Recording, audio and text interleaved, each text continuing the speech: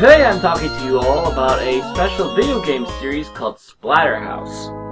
The original game originally came out for the arcade back in the 1980s and was quickly and quietly removed due to the amount of gore in it. Except for rare occurrences, the arcade never really shows up in the United States anymore. Matter of fact, it became such a rumor that it never came across, or in its original format, that they believed that the arcade never existed here. Except for a few who swear to God that they've seen it and played it for a couple hours. Beyond that, we also reached, for the original game of Splatter House, we did get a TurboGrafx 16 version, which had dumbed down sound, dumbed down graphics, and changed the main character's look. The original character looked very much like a Jason Voorhees type of guy, bald head, hockey mask, from like the third movie. The re-altered version for TurboGrafx 16 replaced the white hockey mask with a red one for no apparent good reason whatsoever. And to be honest, I can understand why they might want to dabble a little bit to make it look a little bit more different, but coloring it red was not the way to go. The sequels would come up with better ideas. I will also add that while the original is considered a classic for the arcade, it is also tough as nails, and I have yet to completely defeat the game. I've got to the second to last boss and quit due to the frustration. The first one, a decent arcade game with lots of gore. Number 2. Released for the Sega Master System, Jennifer died, and the mask has told Rick that he can get Jennifer back. Yeah, something else I did not mention that was unusual at the time for the arcade game is that they actually had named characters and they actually had plot points, more or less. The very beginning of the arcade game, Jennifer was kidnapped and Rick was apparently left for dead. Rick somehow came in contact with this mask, which allowed him to not only alter his physical form of it, but also allowed him the abilities to actually go out and try and save her. Now, the second game, he's still trying to save Jennifer because there's apparently still a chance to do so, and follows the mask right back into the old ruins of the first mansion to find out that there's a secret passage leading to yet another mansion, because apparently there's more than just one doctor behind all of this. The long and the short of it is that Rick finally gets to the end, does save Jennifer after some very classic and eerie imagery, and the two of them finally escape. Again, not much plot to this one like the previous one, but still a fairly good side-scrolling beat-em-upper. But we have not reached the pinnacle yet of this series. That comes with the next game.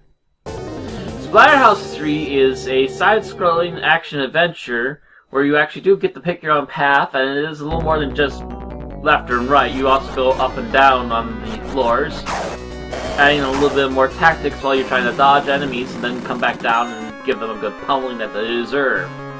Also, the mask has gone through its second change, making its own demonic-esque looking skull mask this time, which I will say is probably one of the better looks for the mask I've seen out of all 4 games. Believe me, if I could find that mask, I would have a costume planned for it. I'm still trying to find it at a decent price, guys. Please? Yeah, I'm a bit of a costumist, if you couldn't tell. But I digress. Aside from costuming, number 3 also has the most kick-ass opening ever. Watch it! Warning, what you're about to watch has flashing lights. If you are bothered by flashing lights, right now would be a good time to pause the video and take your meds.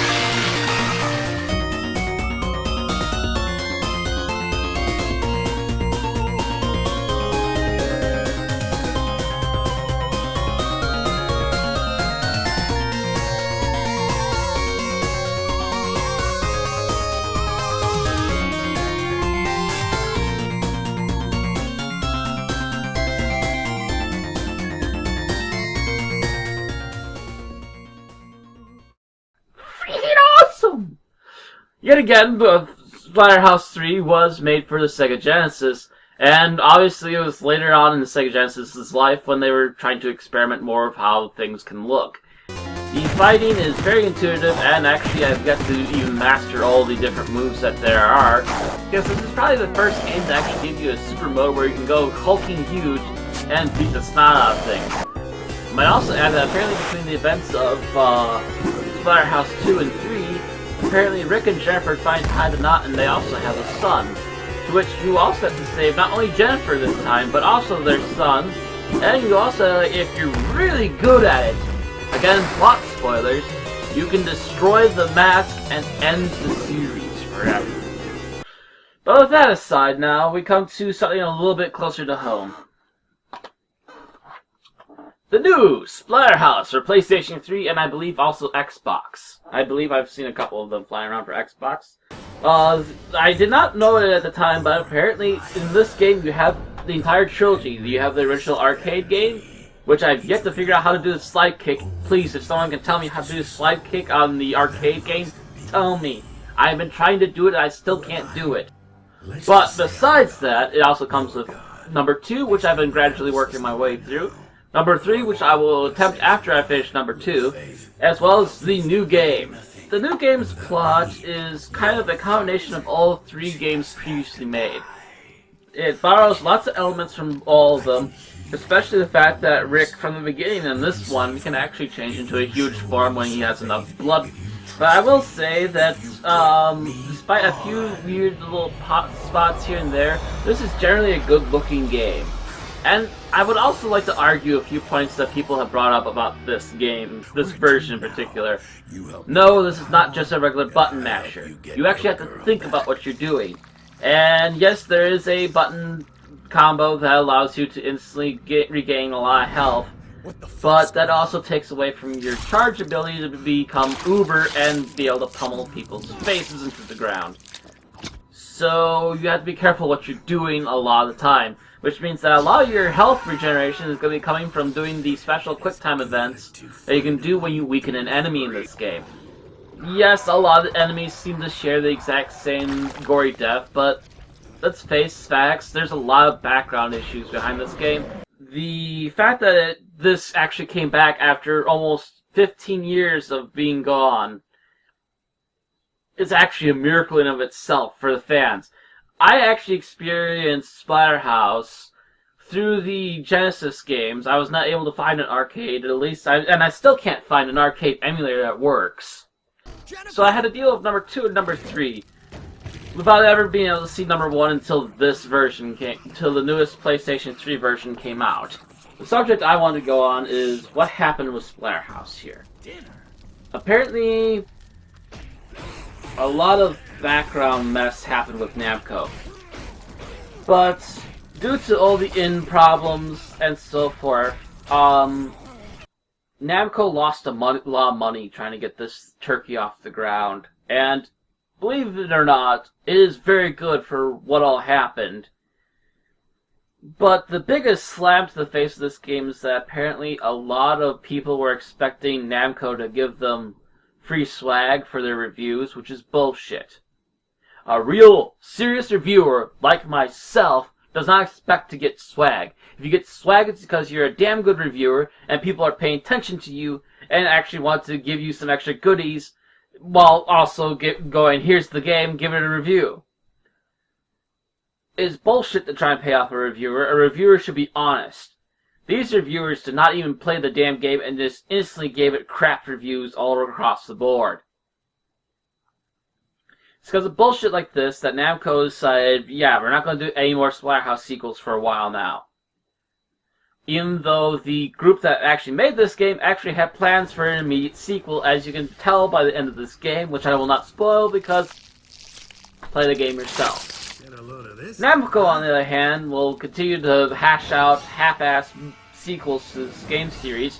I'm looking at you, Soul Calibur 5. And yet, when they have a real good, decent game that's trying really hard to get somewhere, they instantly kill it off. Now, I understand there are some people that don't like it, and being not a fan of the series, I'm sure I can understand why. I mean, it does come off as another action-adventure, God of War-esque game. But the thing is, they tried, and they had no time to really truly finish this thing like it should have been. Instead, we got a bunch of assholes who stick their thumbs up at it and go, fuck you too. No, this is a good damn game, and if it wasn't for assholes that originally reviewed this, it could have actually sold, and we could actually have a decent sequel that would have improved everything right now. But Splatter House fans are now stuck with what they've got, which is a nice compilation series as well as a new remake. But when will Namco make a sequel? Will Namco make a sequel? Is yet to be seen. To be honest, other fans of the series had to wait over 15 years before another sequel ever showed up. I guess it's time to carry on the torch. I will continue to wait and see if there's going to be another Splatter House sequel. But I will also add, if you wish to know truly all the bullshit that happened behind the scenes for the making of this game, go to West Mansion, which you'll find right here. It's not a link you can actually click on, but it's a very easy link to try and copy and paste into your URL browser. This game deserves another look. This game deserves a lot better attention than it has been getting. And to be honest, I quite like it, and I like the predecessors, which I'm still trying to play through, despite some minor rage issues. But, despite the rage issues, it's a damn good series. Anybody who loves horror movies will love this game series. Anybody who really truly loves a good, splattering mess of a game will want to see this game. Save it so Namco can realize that doing a half-assed, shitty fighting game is not going to get your attention, but doing a goddamn good, hardcore, horror splatter genre game is worth continuing. Because it is. And because if they put a little more effort into it next time, it'll be even better. But until then, I'll see you all later.